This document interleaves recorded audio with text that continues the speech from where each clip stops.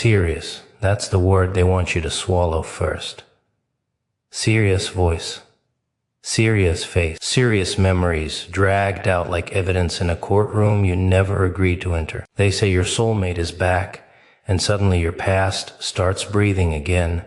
Your phone feels heavier. Your heart forgets everything it learned the hard way. Funny how one sentence can undo years of healing. Nostalgia is a clever little criminal. It doesn't break in through the window. It walks straight through the front door carrying flowers, wearing the face of something you once loved. It smells like old songs, late night talks, unfinished promises. It doesn't shout, it whispers. It says, remember when you were happy. Remember when things felt real. Remember when this meant something. And just like that, your guard drops.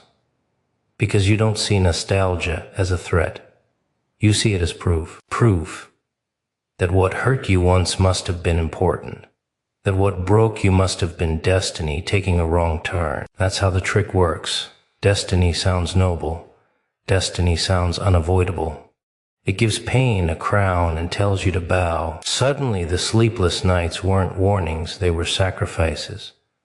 The disrespect wasn't disrespect, it was misunderstanding. The chaos wasn't chaos, it was passion. Nostalgia takes every red flag, dips it in memory, and hands it back to you as a love letter. Your brain is dangerous when it starts editing the past. It deletes the worst scenes first. The silence, the anxiety, the way you questioned your worth in front of a mirror that didn't recognize you anymore. Those parts don't fit the story nostalgia wants to sell, so they get cut from the script. What's left is a highlight reel, and highlight reels are addictive. They convince you that the pain was rare and the joy was constant, when in reality the joy was the exception you kept chasing. People don't usually fall back into old mistakes because they're weak. They fall back because the mistake knows their name. It knows how to sound familiar. It knows which memories to press when life feels empty and quiet. Destiny is just nostalgia wearing authority. It tells you this return means something, that timing has aligned, that the universe has corrected itself. But the universe doesn't send the same lesson twice, because you're special. It sends it because you didn't learn the first time. And the most dangerous part is how personal it feels. Nostalgia makes you think this story only belongs to you, that no one else could understand the connection, the depth, the history. That's how it isolates you. That's how it keeps you from asking the one question that would ruin everything. Why did it end? Not the romantic version, the real one, the one you avoid because it doesn't feel poetic, the one that doesn't sound like destiny at all. When nostalgia disguises itself as fate, it demands obedience. It tells you to ignore growth, to betray the boundaries you fought to build, to step back into a version of yourself who didn't know better, because that version loved harder, tolerated more, stayed longer. It convinces you that maturity is cold and distance is cruel, when in reality maturity is remembering exactly how much it cost you to leave. Destiny never needs to beg. It doesn't need reminders, screenshots, or emotional speeches about what we had. It doesn't rely on guilt or urgency. Nostalgia does.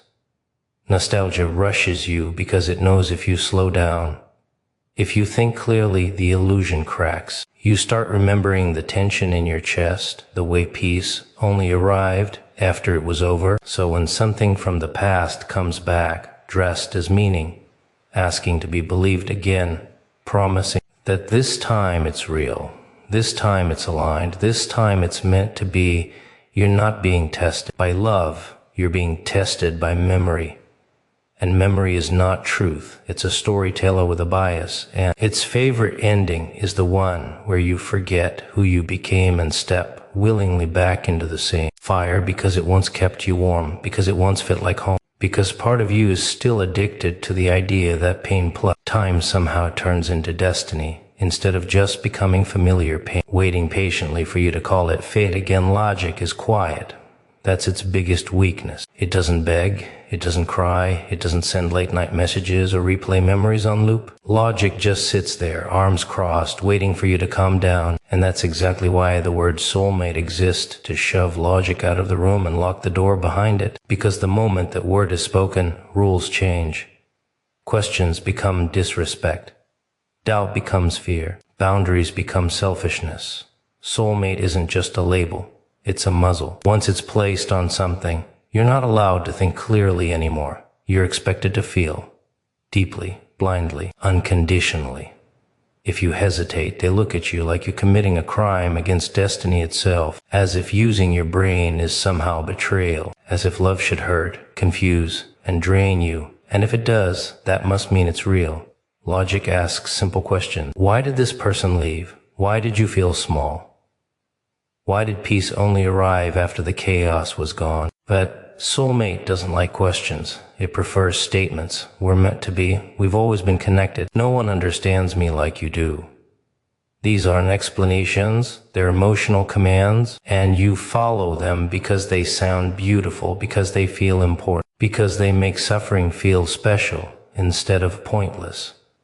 People don't defend toxic connections with facts. They defend them with poetry, with history, with intensity. That's the shield. The more dramatic the language, the less room there is for logic to breathe. If something is called destiny, you're not supposed to analyze it. You're supposed to surrender to it. That's how the word works. It frames pain as proof instead of warning. Logic remembers patterns. Soulmate erases them. Logic notices cycles. The same argument, the same apology, the same promise that never quite lands. Soulmate reframes cycles as phases, rough patches, tests of love, as if endurance is the same thing as compatibility, as if surviving something together automatically means you should keep surviving it forever. And here's the uncomfortable truth. Calling someone a soulmate often benefits the person who wants access without accountability. Because once logic is silenced, behavior no longer matters as much as emotion. How they made you feel once becomes more important than how they treat you now. How intense it was becomes more valuable than how healthy it could be. The word gives them immunity. Logic doesn't disappear on its own. You push it away. You ignore the tension in your chest. You silence that inner voice that keeps asking why. You're anxious around someone who claims to be your other half. You tell yourself you're overthinking. You tell yourself love is supposed to be hard, and the word soulmate nods approvingly while you abandon yourself piece by piece. Notice how often the word shows up when things are unstable, when trust is broken, when distance appears, when effort drops. It's rarely used when actions are consistent and safe. It shows up as a distraction, a spell, a way to pull you back into emotion before logic can present its case. Because if you actually listen to logic, the magic would fall apart fast. Logic would remind you that love doesn't require self-betrayal, that connection doesn't demand confusion, that depth doesn't mean damage. But those ideas don't sound romantic enough, so they get ignored. Drama feels deeper than calm. Chaos feels more passionate than peace, and soulmate becomes the excuse to choose intensity over stability while pretending it's fate. The scariest part is how convincing it feels, because emotion is loud and logic is patient. Emotion floods your system, logic waits for you to come up for air. And most people don't. They drown and call it destiny. They suffocate and call it connection. They silence the only part of themselves trying to protect them because the word soulmate told them thinking was optional, feeling was everything. And if it hurts, that just means it matters. And if it doesn't make sense, that's because it's bigger than sense. And if logic is uncomfortable, it must be wrong. Because love like this isn't supposed to be questioned. It's supposed to be believed, obeyed, and defended. Even when it's quietly undoing you from the inside, familiar pain has a routine. It knows when to show up, how hard to hit, and when to back off just enough to keep you breathing. That's why it feels safe. Not because it's gentle, but because it's predictable. You know the tone of the arguments, the weight of the silence, the exact moment your stomach tightens and your chest goes cold. You've survived it before, so your mind labels it manageable. Dangerous, but manageable. Like standing too close to a fire you've already been burned by, convincing yourself you've learned how not to touch it again. Unfamiliar peace doesn't come with instructions. It's quiet in ways that feel suspicious. There's no chaos to react to, no problem to fix, no emotional emergency to prove your value, and that silence makes people nervous. Peace doesn't trigger adrenaline. It doesn't beg for attention. It doesn't validate your trauma by reenacting it. It just exists, and for someone who's spent years surviving instead of living, that feels wrong, empty, unsafe. So the mind does something cruel. It romanticizes the pain it understands and distrusts the calm it doesn't. Familiar pain feels earned. You paid for it with tears, with patience, with parts of yourself you'll never get back. Walking away from it feels like wasting an investment. Peace, on the other hand, feels unearned, too easy, like a trick, like something that might disappear the moment you relax into it. Pain gives you a role, the fixer, the forgiver, the one who stays. It keeps you busy. It keeps you distracted from asking bigger questions about what you actually want. Peace takes those roles away, and without them, you're left alone with yourself. No crisis to manage, no chaos to decode, just space. And space forces honesty. That's why people return to what hurt them. Not because they love suffering, but because suffering feels familiar. It speaks their language. It knows their history. It doesn't challenge their identity. Peace does. Peace asks you to stop performing, to stop proving, to stop bleeding in exchange for belonging. And that feels like standing naked in a room with no mirrors to tell you who you are. Familiar pain also carries a twisted sense of control. You think you know how bad it can get. You think you can prepare for it this time. Set boundaries, stay sharper, leave sooner. You convince yourself you're stronger now, that you can handle it better. But that's not control, that's negotiation. And pain never honors negotiations. It just waits until you're comfortable enough to forget why you were afraid. Unfamiliar peace doesn't negotiate either. It demands trust, not in someone else, but in yourself. Trust that you don't need chaos to feel alive. Trust that calm doesn't mean boredom. Trust that love doesn't have to feel like anxiety wrapped in affection. And trust is terrifying when your past has taught you that every time you relaxed, something went wrong. Pain keeps your nervous system busy. Peace calms it down, and when that happens, all the unprocessed memories come knocking. The grief, the anger, the exhaustion you never had time to feel. That's why peace can feel heavier than pain at first. Pain distracts you from healing. Peace forces you into it. So people choose what they know. They choose the ache that feels like home over the calm that feels foreign. They mistake intensity for connection and anxiety for love. They say, at least with pain, I know who I am. At least with pain, I know what to expect. Peace asks you to become someone new, and becoming someone new means letting an old version of you die. That's the real fear. Not peace itself, but the identity you have to release to accept it.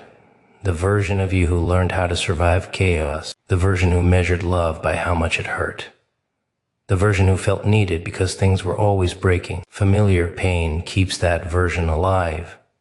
Unfamiliar peace threatens to erase it. And so you stand at the edge, looking back at what wounded you and forward at what you don't. To recognize, and your body leans toward the hurt. Not because it's good, but because it's known, because it speaks in a voice you've heard before, because it promises the comfort of predictability even if the price is your growth, because unfamiliar peace doesn't chase you, doesn't beg you, doesn't remind you of who you were, just waits quietly for you to believe that safety doesn't have to hurt to be real, and that calm isn't the absence of passion, but the absence of war. And that choosing it means stepping into a life where you're no longer fighting ghosts you mistook for love apologies or tricky little beasts. They show up with soft eyes and trembling voices, as if their existence alone is proof that something changed. They promise closure, promise understanding, promise that the past can be rewritten. And for a moment, just a moment, you want to believe them. You lean forward, hungry for redemption, desperate to see the person who hurt you turn into someone worthy of trust again. It feels like hope. It tastes like relief, but it's not hope. It's manipulation. The danger of apologies is in their timing. Too early, and they feel like obligations, rehearsed lines read from a script to avoid real consequences. Too late, and they're weaponized, a way to reopen old wounds while masking them as care. They arrive when you're weak, when your defenses are down, when memory has softened the edges of the past. Suddenly the same person who caused you pain is offering you an emotional lifeline, and lifelines feel like survival. Words are cheap. I'm sorry is cheaper than proof. It's lighter than change. People wield it like a dagger wrapped in silk. They can pierce your armor with just 3 syllables and leave you thinking you asked for it yourself. Apologies make you question the rules you set to protect yourself. They make you doubt the voice in your head that shouted no the first time. They make you wonder if you were too harsh, too unforgiving, too unloving. You forget how many times promises were broken before. How many times you begged for boundaries and were ignored? How many nights you cried in silence while they smiled without consequence? Apologies don't erase history. They dress it up, sprinkle it with charm, and call it new. They want you to believe that the pain was a mistake, not a pattern, not a choice, not a habit. And patterns are cruel because they repeat, always louder, always sharper, always dressed differently to test if you'll recognize them again. The most dangerous apologies aren't loud. They don't come with fireworks or confessions that shake the walls. They whisper. They make you feel special, like you're the only one they've ever wronged and the only one who could understand. That exclusivity is a trap. It isolates you. It convinces you that this connection is unique, that forgiving this one person is noble, heroic even, because others wouldn't understand. And while you're busy feeling heroic, the cycle tightens. Real change isn't about saying sorry. Real change is unrecognizable. It doesn't arrive on schedule. It doesn't adjust to your mood. It doesn't ask you to participate in its redemption arc. Real change shifts the atmosphere, rearranges priorities, rewrites behavior, and leaves no room for doubt. Most apologies aren't real change. They're performances, rehearsed and perfected, designed to make you forget that the person standing in front of you is the same one who made you question your own sanity before. And the subtle cruelty is that the apology can make you complicit. You accept it, smile politely, maybe even nod. You give them a sliver of trust. That sliver becomes a foothold.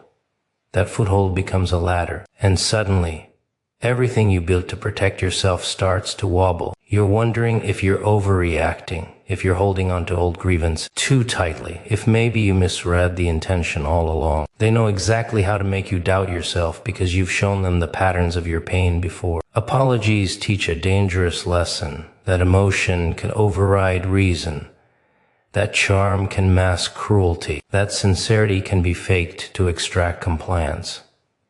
They appeal to empathy, exploit compassion, and weaponize love. And because humans crave connection, because humans want to believe in redemption, you lean forward again. You let down your walls, ignore the alarms, and hope that this time is different. And every subtle sign that things haven't changed, old habits, familiar excuses, the same manipulative tactics gets filtered out by the fog of desire. You remember only what you want to remember. You forgive faster than you think. You give more than you should. You hope harder than you ever have. And the person apologizing knows this. They know that a well-timed apology can erase months, years, even decades of damage in the mind of the person who wants to believe it was ever anything else than what it really was. So you stand there, listening to the words that sound like salvation, feeling the warmth of potential connection, and forget the lessons written in the scars across your heart, forgetting that some apologies are not bridges but traps designed to lure you back into the same storm you barely survived, designed to test whether you'll recognize history, disguised as redemption, designed to see if you're brave enough to believe that this time, maybe, just maybe, pain can wear a new mask and still be love. The past has a way of showing up uninvited, like a guest who doesn't knock, doesn't apologize, doesn't wait. It doesn't ask permission. It just steps into your life, carrying every memory you tried to lock away, every lesson you swore you learned, every scar you hoped would fade. And the cruelest part, it doesn't always come with warning. One moment you're breathing in peace, And the next, it's standing there, smiling, familiar, whispering that everything you thought you left behind was waiting patiently for you to return. The past doesn't care about growth. It doesn't honor change. It doesn't knock politely on the door of your present and ask if it's welcome. It barges in, dressed in nostalgia, in half-truths, in promises that feel like they belong to someone else, but somehow belong to you again. It reminds you of who you were, how you used to feel, how easily you could be manipulated, how deeply you could be wounded. And because it knows you so intimately, it doesn't need to raise its voice. A look, a word, a memory is enough to destabilize you. Every person carries their own version of the past. Some try to forget it, bury it, pretend it never happened. Others cling to it, replay it, whisper it to themselves when the world is too loud. But no one escapes it. It shapes the lens through which you see life, the way you trust, the way you fight, the way you love. And when it returns, it doesn't ask if you're ready. It doesn't ask if you've healed. It simply tests you, watching for the cracks, poking at the wounds you thought were closed, daring you to remember the pain you swore you'd never endure again. The past is patient. It waits until you are vulnerable, until your guard slips, until your judgment is clouded by desire, by hope, by weakness. It knows exactly when to arrive, which memories to trigger, which emotions to ignite. It's a master manipulator wearing the mask of familiarity. It pretends to be a second chance, redemption, a lesson learned, when really it's a trap, a test, a reminder that the world does forgive mistakes. It only replays them for you to recognize them before it's too late. And here's the insidious part. The past doesn't come as itself. It comes disguised. It comes as a smile that feels like home, a voice that echoes in your chest, a word that sounds like truth. It comes as someone you trusted, someone you loved, someone who once knew exactly how to dismantle you piece by piece. And because it's dressed in familiarity, because it whispers the right things, because it mimics connection, your defenses lower, your logic hesitates. Your instincts, the ones that screamed warnings the first time, get drowned out by the seductive rhythm of history repeating itself. The past doesn't demand confrontation, it demands recognition. It wants you to see it, to acknowledge it, to question your progress, to doubt your resilience. It's testing whether the lessons you've learned are solid or whether they were temporary barricades that can be torn down with a glance, a word, a gesture. It doesn't just knock on the door of your present. It forces you to invite it in whether you want to or not. And most of the time, people fall into its trap because it feels easier to return to what's known than to face the unknown. It's easier to replay old dramas, old conflicts, old passions, than to navigate the quiet, steady growth that real change requires. Familiar chaos feels safe because you understand its language. You know its rules. You know when it will hurt and how it will hurt. Peace, however, is unpredictable. It requires patience, trust, courage, and sometimes that's scarier than reliving a storm you've survived before. The past is not your enemy, but it is relentless. It doesn't negotiate. It doesn't apologize. It doesn't care if you've moved on or if you've built walls. It sees the smallest crack, the faintest longing, the tiniest doubt, and it walks right through.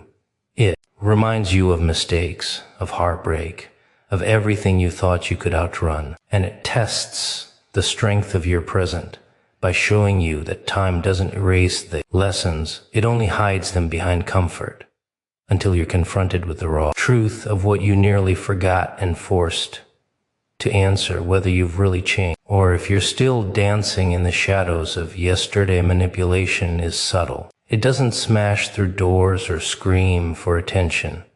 It smiles, it whispers, it draws you in with just enough charm to make you question everything you thought you knew. Emotional manipulation is the art of making someone feel guilty for wanting boundaries, ashamed for wanting peace, and foolish for remembering the past correctly. It's a masterclass in turning love into leverage, care into chains, and memory into a weapon you can't see until it's already inside your chest. It often starts small, almost invisible. A comment here, a suggestion there, a slight exaggeration of hurt or need. You forgive it because it seems minor, because you're compassionate, because you believe the person wouldn't want to hurt you. But manipulation grows quietly, like a vine creeping up the walls of your mind, until it wraps around your thoughts, your decisions, your sense of self.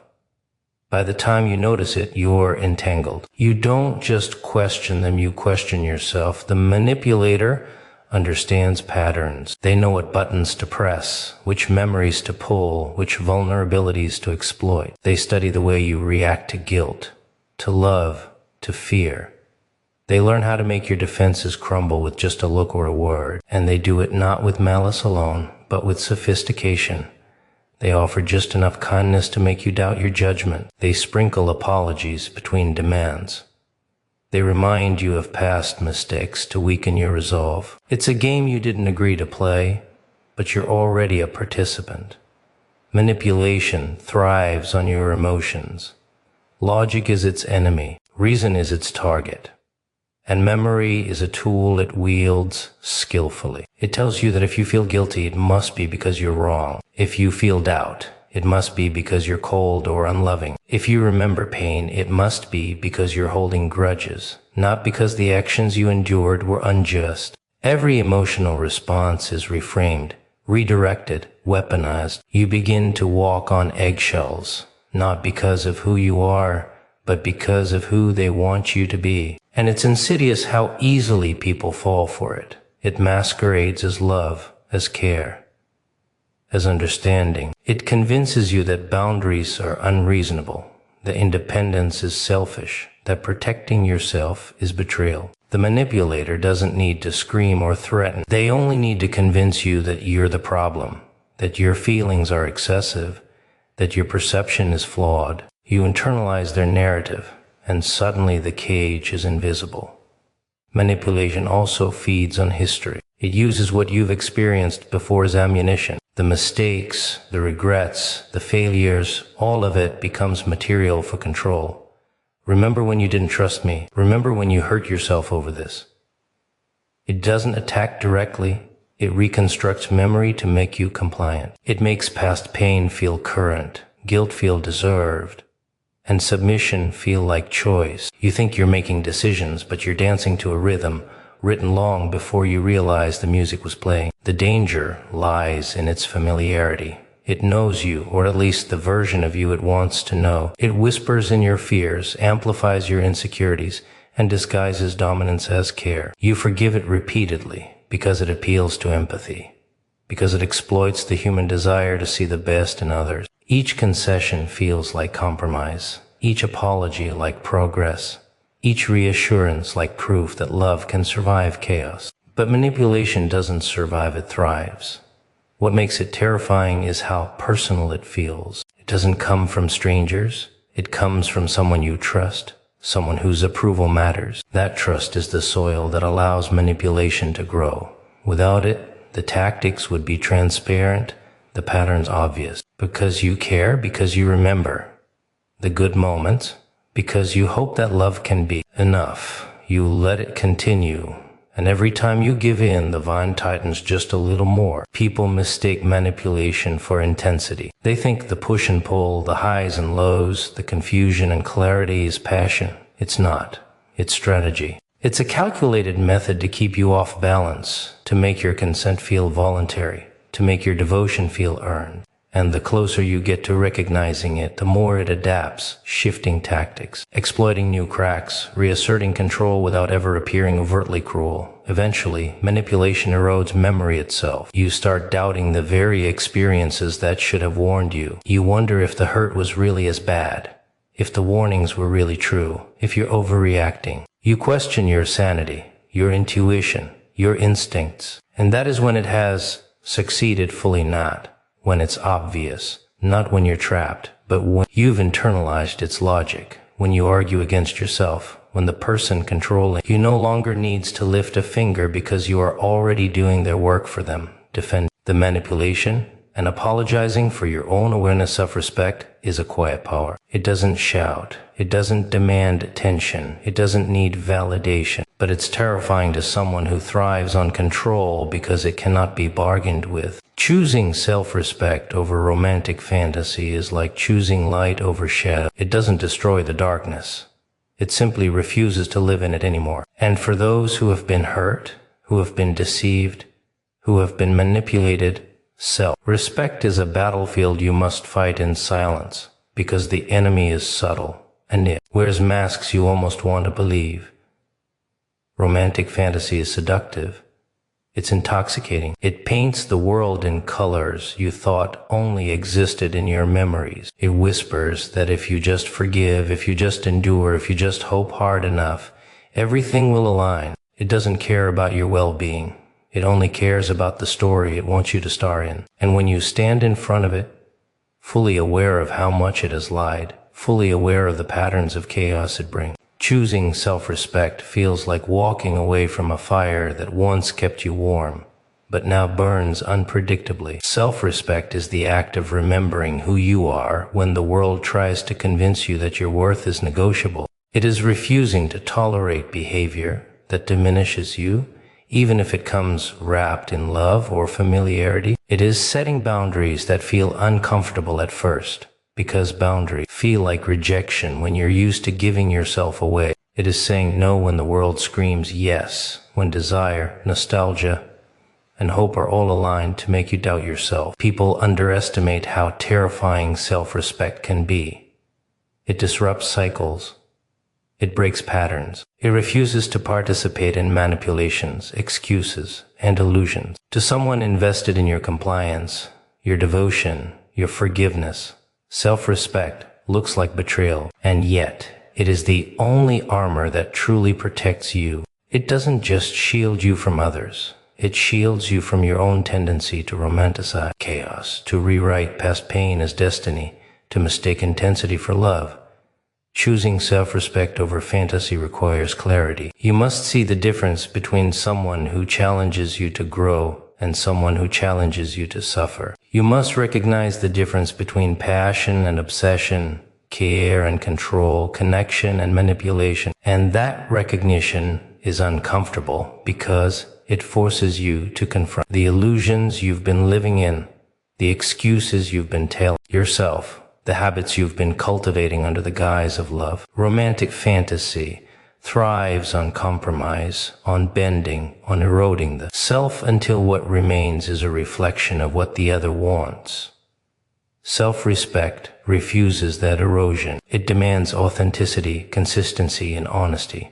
It insists that love, if real, should not come at the cost of dignity, should not punish the boundaries you set, should not rewrite your identity. And that insistence feels radical in a world that celebrates sacrifice as proof of devotion, that glorifies suffering as a sign of depth. It is also a lonely path at times. Choosing self-respect over the allure of fantasy often means standing alone while everyone else cheers for the draw, the reconciliation, the second chance. It is easier to follow the crowd, to forgive, to re-enter cycles that have always led to pain. But self-respect refuses to be swayed by applause or expectation. It is an internal declaration, a quiet rebellion, a refusal to trade your essence for temporary relief or emotional intoxication. Self-respect demands patience. It waits while others prove themselves, while patterns reveal their true nature, while emotions settle and intentions are clarified. It doesn't rush. It doesn't panic. It doesn't give in to the pressure of nostalgia or desire. It observes, it evaluates, it protects. And in that patience lies the power to reject false promises, to walk away from illusions, to preserve the integrity of your heart. Romantic fantasy will try to lure you back with charm, familiarity, and promises of a future that never existed. It will make the past glow, polish the pain, and disguise repetition as growth. But self-respect sees through it. It refuses to be fooled by theatrics, by sentimentality, by the intoxicating dance of longing and memory. It reminds you that love is not a test of endurance, that connection is not measured by suffering, that intimacy should not cost your sense of self. And the beauty of self-respect is that it is not reactive, it is proactive. It doesn't wait for someone else to change. It doesn't demand apologies, explanations, or redemption. It simply chooses. It chooses to honor yourself, to protect your energy, to preserve your boundaries, to recognize that your value is inherent, non-negotiable, and unassailable. It is a declaration that you are not a playground for fantasy, a vessel for manipulation, or a container for anyone else's unresolved chaos, but a sovereign entity entitled to safety, dignity, and authentic love that never asks you to forget who you are in order to be wanted.